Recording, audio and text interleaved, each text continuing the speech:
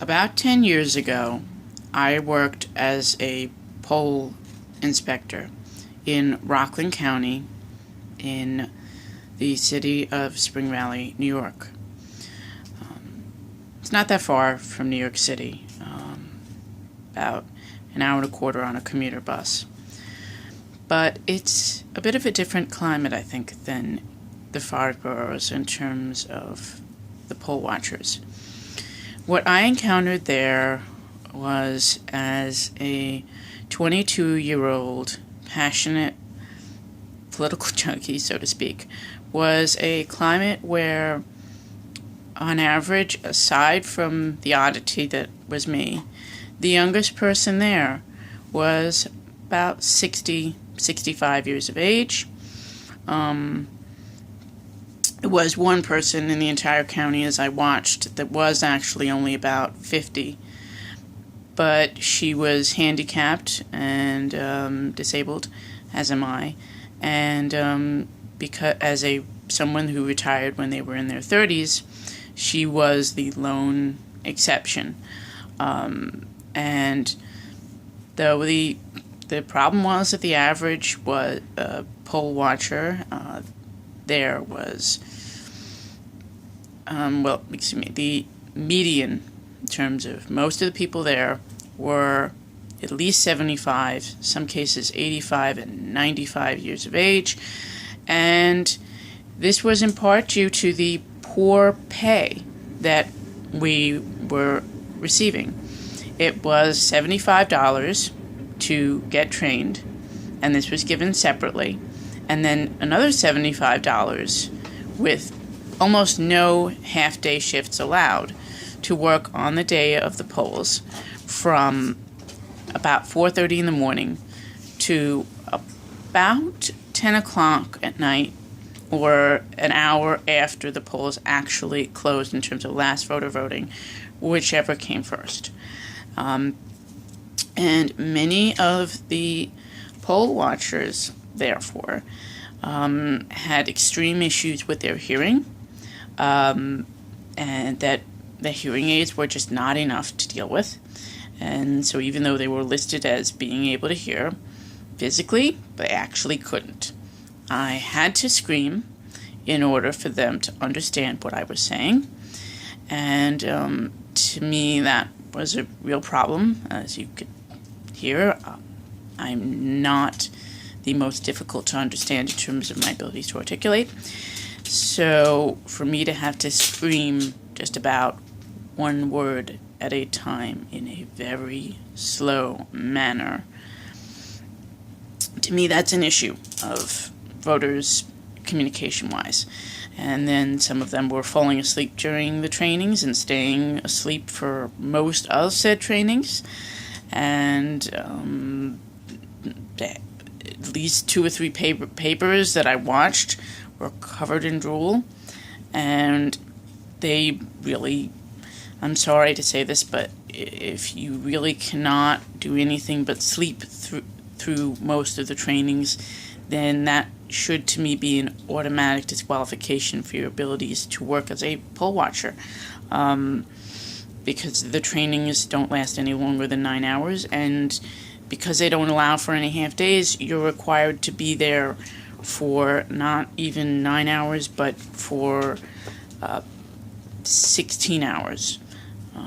Actually, no, it's duly 20, from 4:30 a.m. to 10 p.m. So you're talking about more than 16 hours, and if you can't do it for 9 hours, then you can't do it for that far longer period of time.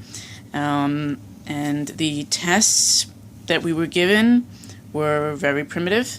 They were multiple choice, and for the people that they saw that were sleeping through most of the trainings, they had the people that were watching and in theory teaching, giving them more than just a little hint, at times tapping the paper precisely where they should have been filling in the bubbles for the answers. And again, to me, if you need that, you should automatically be flunked and disqualified. And again, this is a matter of, and the problem is that these people had been there, most of these people that I'm talking about, they were upwards of 90 years of age. So they were doing this in fairness and in love for them because they needed money to help afford to get their prescription medications. They needed money to help them ambulate. They were being taken by either the centers that they actually lived in or by their children or grandchildren, again, to get extra money. And to me, I understand that in many cases these people that were in their 90s had been there for 30 years. But at the same time, you need to know when to say enough is enough. Some 90-year-olds are great and they're with it and they're sharp as a tack. But if you're falling asleep you're asleep most of the time, that's not sharp as a tack. You can't do it anymore. You really should stay home and take care of yourself.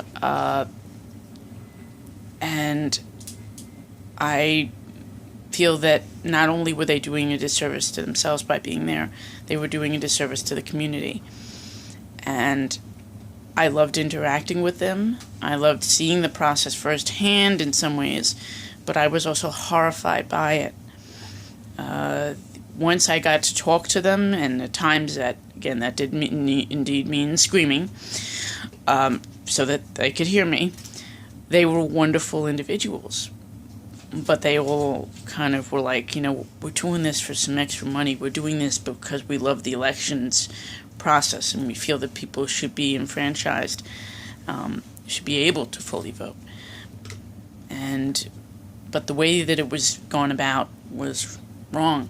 Another thing that I noticed was that around the time that I was being trained, that the new machines, the digital machines, were coming into vogue and into being replaced the old machines that were manual. And they didn't have, even in the trainings, the proper video. The video was about 30 years of age. I could tell via the clothing, and actually I believe I even saw the date that it was listed as being from the 1970s. And again, we're talking about the 2000s, so we were being trained on something that was indeed that old.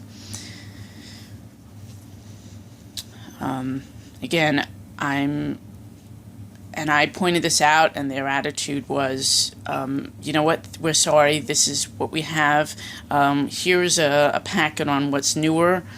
But again, because of the fact that it was in fairly small print, it wasn't available in large print, and everyone except for me in the room needed reading glasses. They were using magnifying glasses and trying, but I was the only person there that could actually read it. And this was of a training of more than 30 people. I was the only person in the room, aside from the trainer, who could read any of the new instructions. This process is so critical, and unfortunately, in later times I saw again the poll watchers, it has not changed.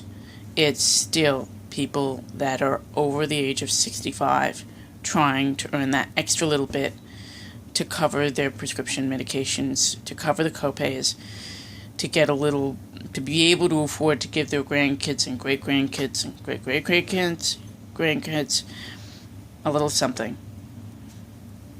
And it's, to me, a horror from every side. There's no winner. This needs to be fixed. Thank you.